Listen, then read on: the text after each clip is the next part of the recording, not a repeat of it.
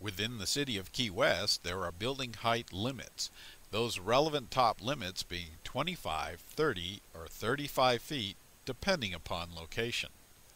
Staff from the city's planning department are researching a potential ballot question that will allow buildings located within flood zones to be elevated above these height restrictions. If presented and approved, buildings would be allowed to exceed the height restriction by 1 foot on the top for each foot added to the bottom, with a maximum allowance of up to 4 feet above minimum flood levels. This presentation seeks to explain the intent of this effort.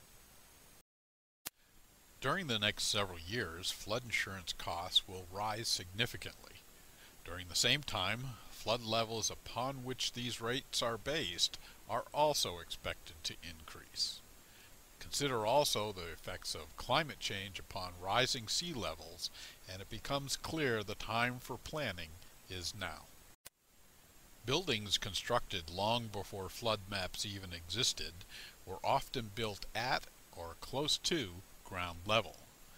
When flood insurance maps became effective during the mid-1970s, many such buildings were deemed below expected minimum flood levels. Today, these buildings' owners pay dramatically higher rates for flood insurance. Due to recent flood insurance reforms, those already high rates will continue to increase upwards of 18% a year. One of the most effective methods of preventing future flood losses is to elevate these buildings, yet current height restrictions might not allow such elevation to occur. As an example, we'll use a 2-story residence built at ground level long before the flood maps existed. We'll say it's located in an AE6 flood zone and was determined to be 3 feet below the flood level. Ideally, if this home were to be elevated above this flood level, it should be lifted higher than just the minimum expected flood. When elevating a building, each foot above minimum flood level, which is referred to as freeboard, further protects the home and dramatically reduces yearly costs for flood insurance. The maximum savings comes with 3 feet of freeboard. Yet when this house is elevated to the most advantageous level within an area governed by a 25-foot height limit, it may exceed that height restriction. If presented and approved, this referendum would allow such buildings to exceed the height limit by the number of feet needed to reach the flood level, plus up to 4 feet of freeboard. So, for each foot added to the bottom, the elevation of this home would be allowed to exceed the height limit at the top by the same amount. This allowance would be limited to a maximum of 4 feet above the flood level for any location. Overall building height would be limited to a maximum of 40 feet measured from the crown of the road. This limitation will be regardless of how many feet may be necessary to elevate a building to the minimum flood level or provide any freeboard. To clarify this important point, we'll use an example of what would not be allowed. Let's say a homeowner with a house 3 feet below the flood level wants to elevate the building those 3 feet plus add an additional 4 feet of freeboard for a total elevation of 7 feet. But if adding 7 feet to the bottom of the building would cause the top to measure 42 feet, that's 2 feet beyond the maximum cap, then only 5 feet could be added to the bottom. This height allowance would also apply to newly constructed buildings, encouraging freeboard for those as well. A less desirable option would be for owners to opt for flat roofs in an attempt to add freeboard to the bottom without exceeding the height limit at the top. Flat roofs are considered less aesthetically pleasing and more susceptible to wind damage. A FEMA has advised the city to anticipate new flood maps around 2017 or 2018. These new maps are expected to have a 1-foot increase in flood levels to some, if not all, zones.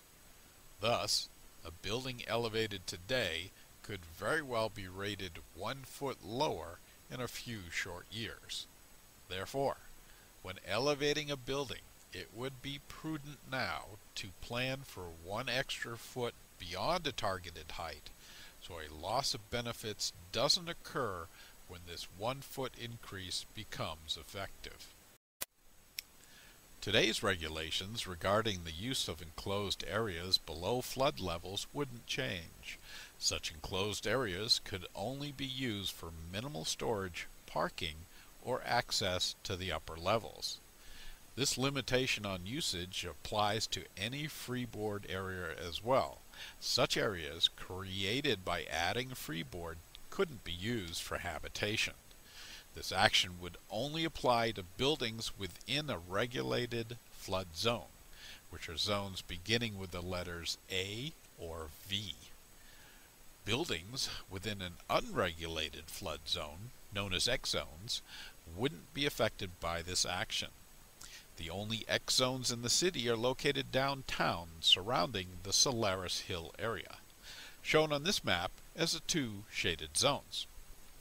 Buildings within the historic district would still need that commission's approval to elevate a building higher than the minimum flood levels, meaning any amount of freeboard would need HARC approval.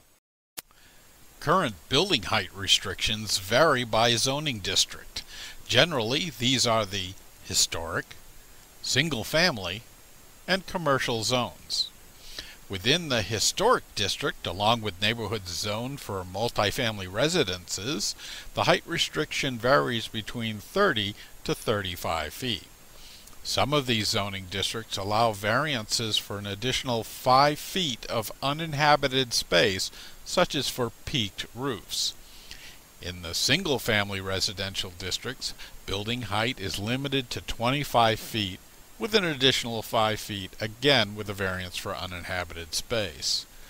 Certain Newtown commercial zones have a 40-foot limitation on building height. However, these commercial zones won't be addressed here, as they will remain unaffected by this referendum. Unaffected because under this referendum, no building would be permitted to be higher than 40 feet. For more information on the potential savings for elevated buildings, check out our Benefits to Elevation and Freeboard video.